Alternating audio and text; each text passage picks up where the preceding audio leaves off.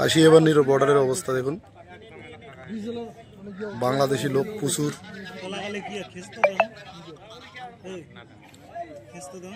বর্ডারের ওইদিকে পালা হয়ে আছে।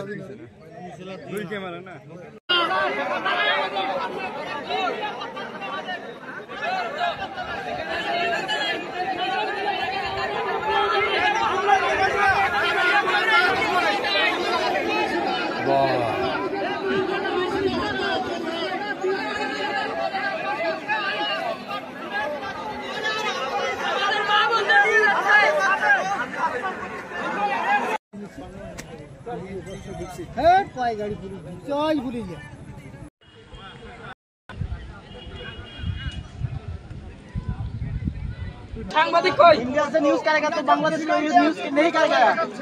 আচ্ছা চলে যেটা হচ্ছে আমাদের স্যারদের সঙ্গে আপনাদের যে স্যার আছে তাদের আলোচনা হয়েছে, যেটা স্যার আমি এখন বললেন আর কি, ঠিক আছে।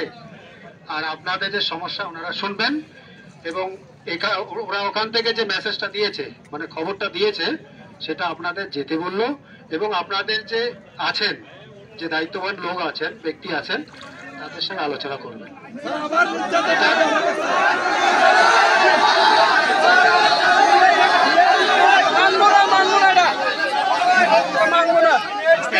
একজন কথা বলবেন, একজন কথা বলবেন, একজন কথা বলবেন, চিন্তা করলে তো কারো কথা আমি শুনতে পাবো না।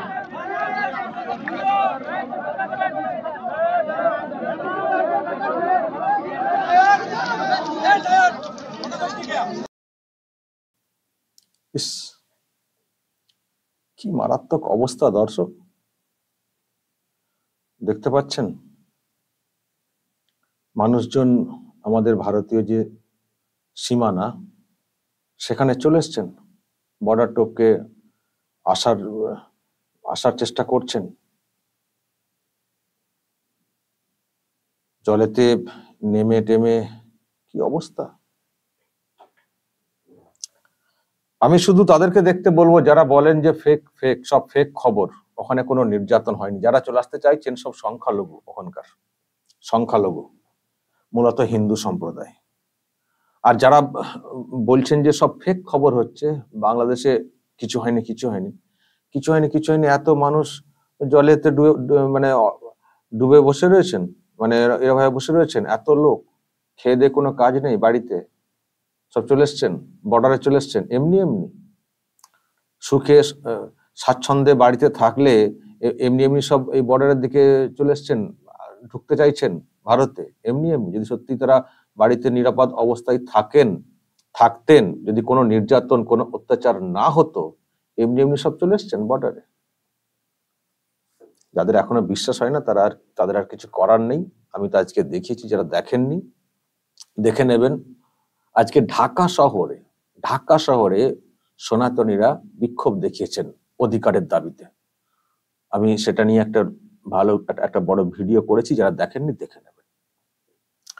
এবার আমি আপনাদেরকে দেখাবো বাংলাদেশে এই তো হাল হচ্ছে এবং অনেকে আসতে চাইছেন এবং সেখানে প্রতিবাদও শুরু হয়ে গেছে।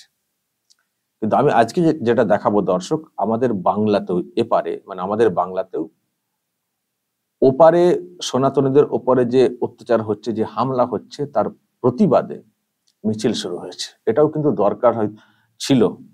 সবাইকে তো প্রতিবাদে তো গর্জে উঠতে হবে, মানবতা বলে তো কিছু একটা আছে নাকি।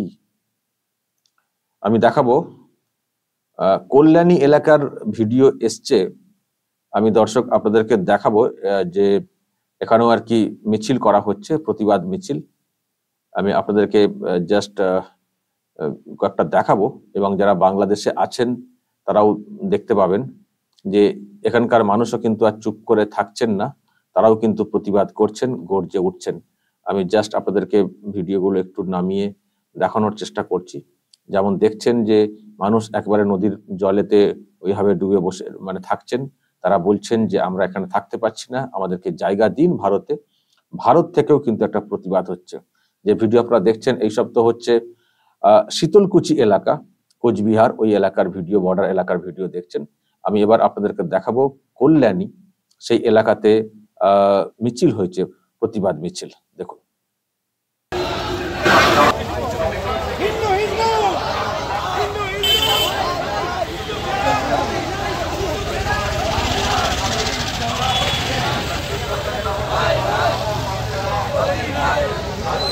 অংশগ্রহণ করে হিন্দুদের ওপর যে অত্যাচার হচ্ছে তার প্রতিবাদকে বিশ্বের দরবারে পৌঁছে দিন। পৃথিবীর যে কোনো প্রান্তে হিন্দু অত্যাচারিত হলে ভারতবর্ষের হিন্দুরা সব থেকে প্রথম কর্তব্য তার প্রতিবাদ করা, সেই বার্তা সব বিশ্বের দরবারে পৌঁছে দেওয়া এবং সেই নিপীড়িত হিন্দুদের পাশে থাকা। তাই আজকে কল্যাণীর এই বিশাল মশাল মিছিলের আয়োজন করা হয়েছে। হিন্দুদের উপর নির্মম অত্যাচারের এই মশাল মিছিল আমাদের আপনারা সকলেই দেখেছেন সোশ্যাল মিডিয়া মিডিয়ার মাধ্যমে বাংলাদেশের হিন্দুদের তাদের দোকানপাট চালিয়ে দেওয়া হয়েছে। আমাদের মিছিল এগিয়ে চলেছে, মাতৃশক্তি আছেন, প্রত্যেকেই আছেন এবং আমরা এখানে আহ্বান রাখবো যে আপনারা যারা এখন বাড়িতে বসে আছেন, যারা উচ্চ দৃষ্টিতে তাকিয়ে আছেন, তারাও আসুন। যে মিছিল আমরা 2000 জন নিয়ে আমরা শুরু করেছিলাম, আমরা আশা রাখবো যে আমাদের এই মিছিল যখন শেষ হবে তখন তা 1 লক্ষ লোকে পরিণত হবে। দর্শক দেখছেন যেটা বলা হচ্ছে যে কল্যাণী এলাকার ভিডিও প্রতিবাদ মিছিল, মানুষজন রাস্তাতে নামছেন, প্রতিবাদ করছেন। এই প্রতিবাদ সব জায়গা থেকে হওয়া উচিত, কারণ যেটা চলছে বাংলাদেশে এটা কখনো কাম্য নয়। সরকার বদল ঘটাতে হবে, সরকারের পতন ঘটাতে হবে, সেটা দাবি থাকতেই পারে, গণতান্ত্রিক দাবি। ছাত্র মুভমেন্টও তার একটা কারণ নিয়ে তারা করছিল, সব ঠিক আছে, মুভমেন্ট হবে, পরিবর্তন হবে, ভোট হলে হবে, যা হওয়ার হবে, কিন্তু তা বলে মারধর হবে, নিধন হবে, লুটপাট হবে, মন্দিরে হামলা হবে। পলিটিক্যাল আক্রোশ থাকলে সেটা যদি কোনো নেতার প্রতি থাকে, তাও যদি জানতাম যে তার বাড়িতে হয়েছে ইত্যাদি, সেটা বুঝতাম। মন্দিরে কেন হামলা হবে, ঠাকুর কেন ভেঙে দেওয়া হবে, এটা কেন, এটা কেন? তো তারই প্রতিবাদ শুরু হয়েছে। বাংলাতে তো দেখছেন, হয়তো আরো প্রতিবাদ হবে যদি না এইসব তাণ্ডব বন্ধ হয় এবং যারা করেছে তাদের বিরুদ্ধে যদি না শাস্তিমূলক ব্যবস্থা হয়। দর্শক বলবেন যা বলার কমেন্ট বক্সে, নজর রাখবেন আরামবাগ টিভিতে।